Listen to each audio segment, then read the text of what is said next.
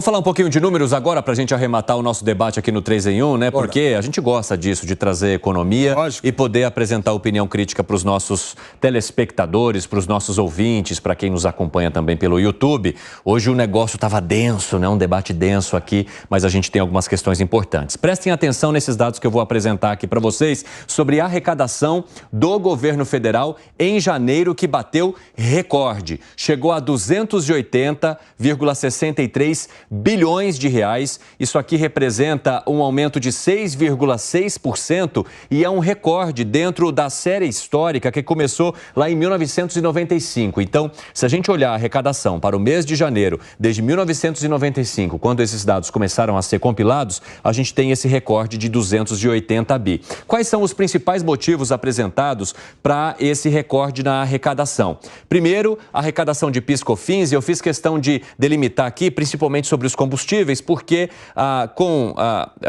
houve o retorno da tributação sobre os combustíveis que estava suspensa até então e, por isso, a arrecadação subiu principalmente aqui dentro dessa questão. Se a gente falar também das receitas da Previdência, como houve uma melhoria no mercado de trabalho, houve também um aumento do recolhimento e essas receitas aumentaram. A taxação de super ricos, que foi aquele projeto apresentado pelo governo federal para a cobrança de impostos sobre esses fundos de super ricos, isso também influenciou nesse resultado de janeiro, e os impostos pagos por empresas, que foram impostos além de outras questões da Receita Federal, que foram pagos pelos setores ou pelas pessoas jurídicas, que ajudaram a melhorar e a levar ao crescimento dessa arrecadação. Trazendo aqui a análise de vocês sobre esses números que eu acabei de apresentar. Como vocês entendem esse recorde e de que forma que ele reflete ou não no acesso que a gente precisa ter às propostas que são feitas pelo governo federal? Hein, Gustavo Segré? Vou te explicar com o copo. Diga. Temos um copo de água. Sim. A audiência pode enxergar. Essa aqui é a arrecadação. O que me interessa é o que vem daqui para cima, que chama despesa pública. Sim. É uma boa notícia. Ter uma arrecadação recorde de 6,6 acima do que era do ano anterior. É muito boa notícia. Mostra um crescimento econômico, aporte de diferentes empresas, imagino que seja aí, inclusive IPI. Exatamente. Tá. Mas o que o governo faz com esse dinheiro? Isso que me interessa. Por isso, a arrecadação é a parte da água, do copo. O que vem em cima, e aqui, o que a mim me interessa, é o resultado do déficit ou superávit para o mês de janeiro. Se essa informação aumentou a arrecadação, permite que o governo tenha um equilíbrio, um superávit, bato palmas. Se com essa arrecadação o governo continua tendo déficit, não deu resultado nenhum.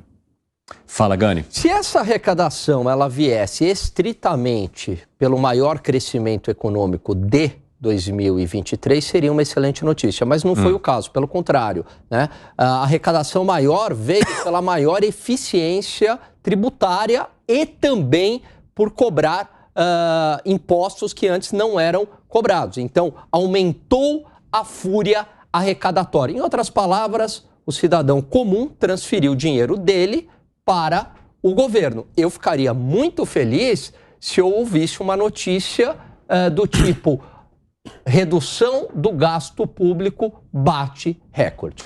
Piperno, como é que você avalia esses números e a análise que foi trazida até agora pelos nossos dois amigos aqui? Eu acho que a arrecadação ela era previsível, porque o governo batalhou ano passado por uma série de medidas que agora começam a dar resultados. Como, por exemplo, a taxação do super rico. Sim. Que provavelmente... E a consequência do mercado de trabalho que também melhorou. Não, ia chegar até aí. Essa é a parte boa. Então, quando aumenta a arrecadação da Previdência por conta disso, é também um indicador de que o mercado de trabalho está mais aquecido, o que é uma excelente notícia. Mas essa ainda não é uma notícia completa. E aí é importante que o Segré chamou a atenção. Não adianta, por exemplo, a arrecadação aumentar 6% se o país continuar dando déficit. Como a gente ainda não tem esse outro lado, essa outra informação, por enquanto a gente está só com o copo meio cheio. Parcialmente felizes.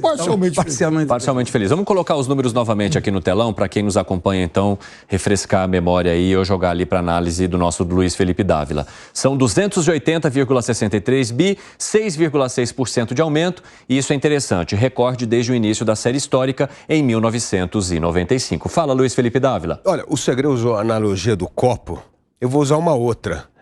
Você já tentou encher um balde furado? Você joga água, nunca enche o balde, porque está furado, a água corre. Então, você tem um recorde de arrecadação, mas o balde está furado. Por quê? Porque o governo está gastando muito mais do que arrecada. E a relação da dívida PIB continua subindo. Então, mesmo com o crescimento econômico, a dívida está caindo. Então, o problema é o seguinte, nós temos incontinência do gasto público, uma sanha arrecadatória gigantesca, não tem redução do tamanho do Estado, não tem aumento da eficiência do gasto e, portanto, é ótimo para comemorar que teve aí uma arrecadação recorde, mas isso não está resolvendo os problemas estruturais do Brasil, porque o governo não está atacando os problemas estruturais do Brasil, que é justamente o aumento da despesa corrente pública e a relação dívida-PIB. Por isso, o balde está furado. 5h51, quem nos acompanha pela rádio, rápido intervalo para vocês. Voltem para o nosso... Eu ia falar para o nosso rodízio, para a nossa rodada final aqui do 3 em 1, beleza? Combinado. Ô, Fábio Piperno, você também enxerga esse balde furado em que a arrecadação vai entrando e vai escorrendo sem atacar o que é necessário aqui para o país? Não, porque ainda não conheço o número relativo aos gastos em janeiro. Nós não temos ainda a informação disso. Então, não sei se a conta de janeiro foi superavitária ou não, né? Nós vamos saber disso nos próximos dias. E janeiro é só... Quer fazer uma aposta? Mas a gente... Gustavo Segre está olhando para o horizonte. Quando ele começa a olhar para o horizonte, que vai vir alguma.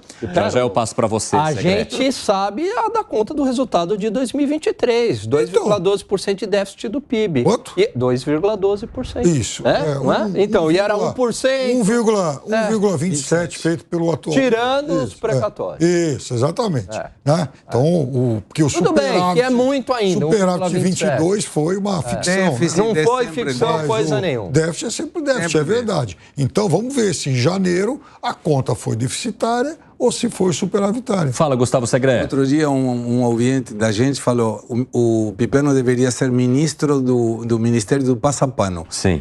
Mas não foi despectivamente, senão que você tenta justificar uma questão que às vezes não tem muita justificativa. Você tenta, Piperno? Sequer...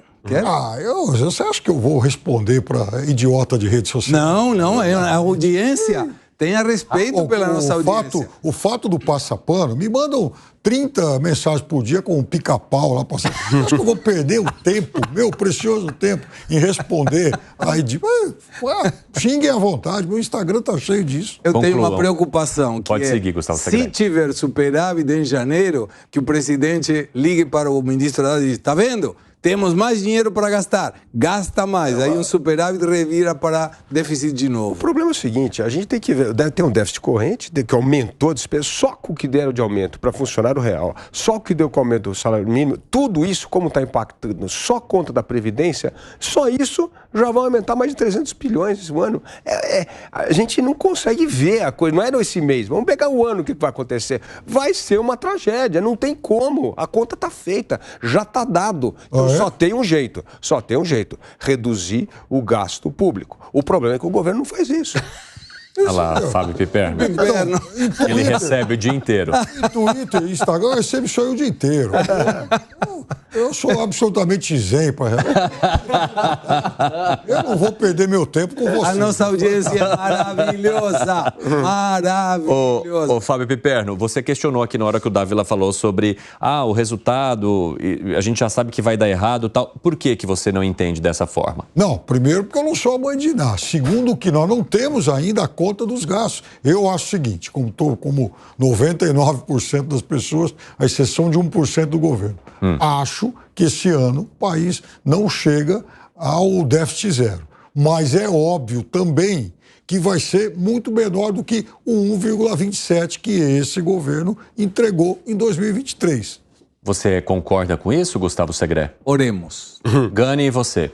Olha, eu acho que as previsões do mercado que estão colocando um déficit de 0,80 estão muito otimistas. Talvez não chegue, de fato, Piperno, a 1,27, tirando os precatórios, sempre bom lembrar, mas, de novo, ali a 1%, 1,10% do PIB, eu acho extremamente déficit, factível. O mercado não costuma acertar muito, principalmente em relação... Geralmente, mas em relação a gasto público, costuma acertar mais, erra mais em crescimento econômico, né? Ô Luiz Felipe Dávila, quais são as questões que, para você, podem significar uma boa barreira aí para atingir esses resultados que o Piperno espera? Justamente o aumento real da folha no setor público, justamente o impacto que isso vai ter nas contas da Previdência, aposentadoria e benefícios. Só isso, só o carry-over que vai ter desses aumentos concedidos no ano passado, ele é brutal. Então, assim, é só fazer conta. É só projetar isso, quanto isso impacta.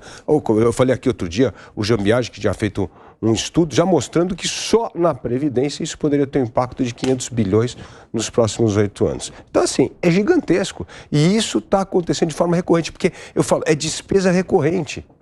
Então, só tem um jeito, é fazer uma reforma do Estado e reduzir gasto público. Mas isso não está no horizonte desse governo.